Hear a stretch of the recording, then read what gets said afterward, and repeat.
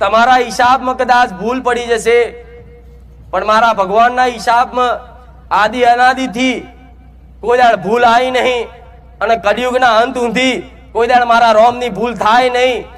જગતમાં તમારા હિસાબમાં કદાચ ખોટ પડી જાય, પણ મારા ભગવાનના હિસાબમાં ખોટ ના પડે. ગોડા હું મેલડી આવું બોલું.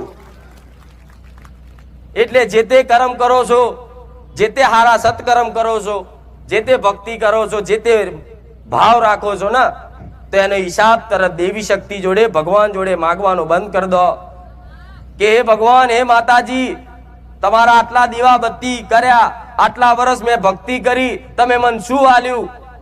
આવો હિસાબ રાખવાના કરતા હું માતા એવું કહું છું, કદાચ સાચો ભાવ હશે અને સાચો લગાવ તમને તમારી માં પ્રત્યે બંધાઈ ગયો હશે ને, તો ગોડા વગર માગે હાલે તમારી મનની ઈચ્છાઓ પૂરી કરે નો માતા કહેવાય.